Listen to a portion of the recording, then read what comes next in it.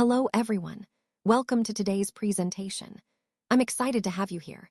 Today, we're going to explore a powerful idea with a simple trick that can really change how you handle situations when someone no longer values you. The title of our presentation is, When Someone Doesn't Value You Anymore, Try This Simple Trick and Watch What Happens. We'll look at why people might lose appreciation, and I'll share a straightforward approach you can use to shift the dynamics. So, let's get started and discover how this little trick can make a big difference. Feeling undervalued by someone you care about is truly one of the most painful experiences we can go through. It doesn't matter if it's a partner, a friend, a family member, or even a colleague. When the respect and appreciation we once received start to fade, it can really make us question our own worth. And that's a natural response, because we all want to feel valued and acknowledged. Most people in these situations tend to try and fix things by giving even more attention, more effort, more proof that we matter. But here's a surprising and important point. This approach often backfires. Instead of resolving the issue, it can sometimes make things worse, because it might come across as trying too hard or appearing needy. So the key takeaway here is that when you feel undervalued, the instinct might be to give more, but that's often not the solution. Instead, it's about understanding the underlying dynamics and finding healthier ways to address the situation, which we'll explore further as we go along. This idea ties back to the overall theme of building healthier relationships and valuing yourself in the process. Let's talk about the power of stepping back. Psychology and human behavior often reveal surprising truths. One of these is that the most effective way to respond when you feel undervalued isn't to react defensively or confrontationally. Instead, it's to step back. Now, I don't mean ignoring someone out of spite or playing mind games. What I mean is reclaiming your energy, taking a moment for yourself, and redirecting that energy inward. This approach helps you preserve your self-respect and emotional balance.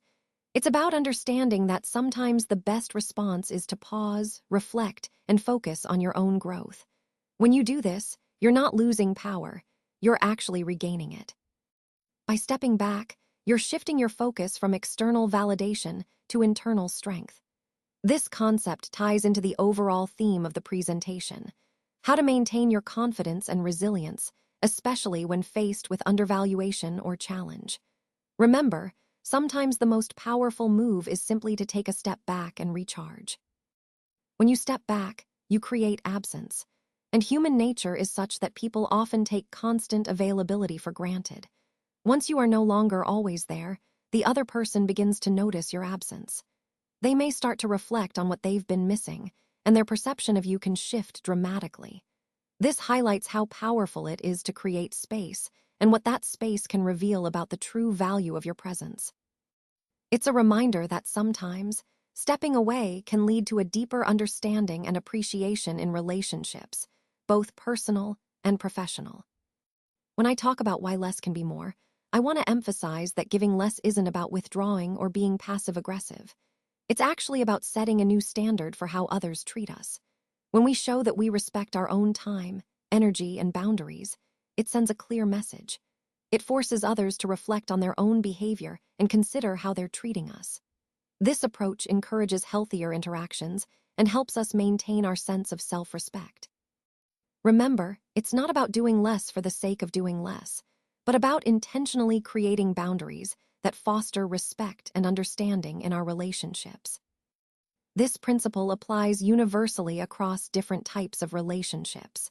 In romantic relationships, for example, if your partner is taking you for granted, you might notice a shift once you stop overextending yourself.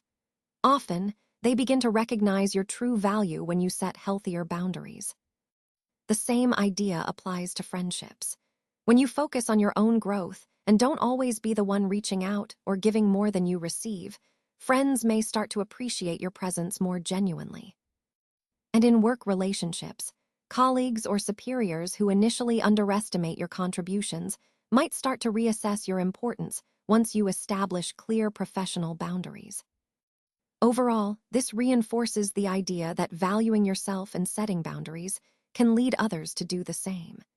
It's a powerful way to encourage mutual respect in all areas of life, aligning with the overall theme of maintaining healthy, balanced relationships. So, on this slide, I want to emphasize the importance of focusing on yourself rather than others.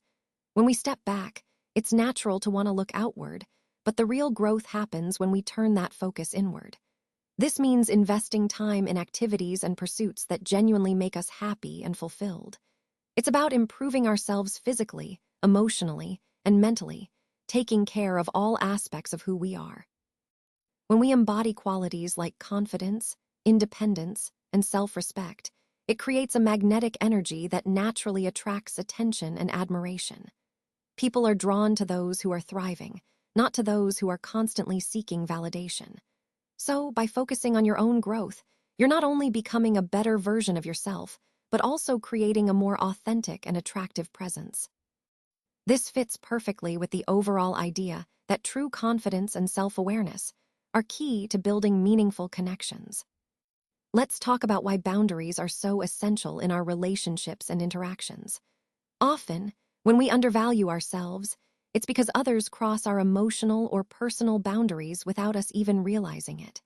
By simply stepping back in certain situations, we're actually setting a boundary.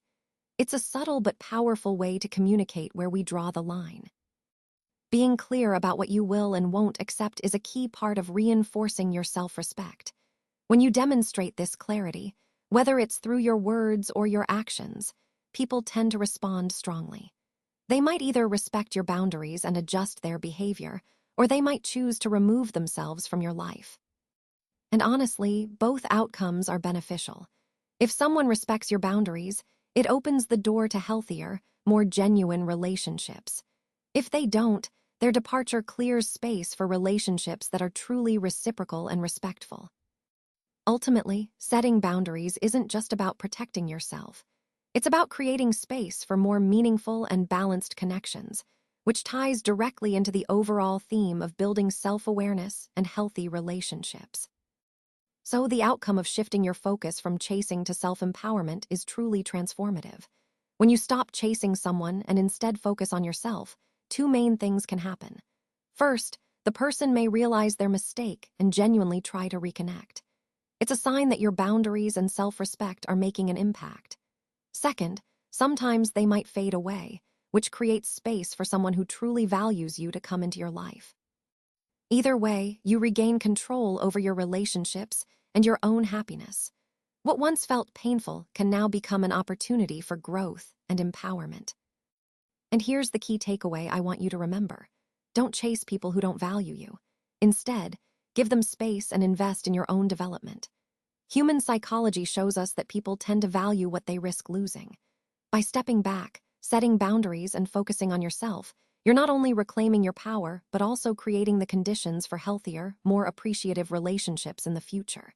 It's about shifting from a place of lack to a place of strength and self-worth.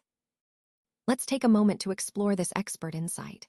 Essentially, what we're looking at here is how this approach connects deeply with core psychological principles. It taps into our understanding of self-worth, which is fundamental to how we see ourselves and our value. It also relies on behavioral reinforcement, encouraging positive actions through strategic responses. And emotional intelligence plays a key role, helping us navigate our feelings and reactions effectively. What's really powerful is that this method leverages a common human tendency. We often take the familiar for granted. Instead of resisting what's routine, it encourages us to use that familiarity to build self-respect and autonomy. And perhaps most importantly, it reframes a perceived rejection, not as a setback, but as an opportunity for personal growth. So, in the context of this entire presentation, it's about transforming challenges into stepping stones, empowering yourself to grow stronger and more self-assured through strategic, psychologically sound practices.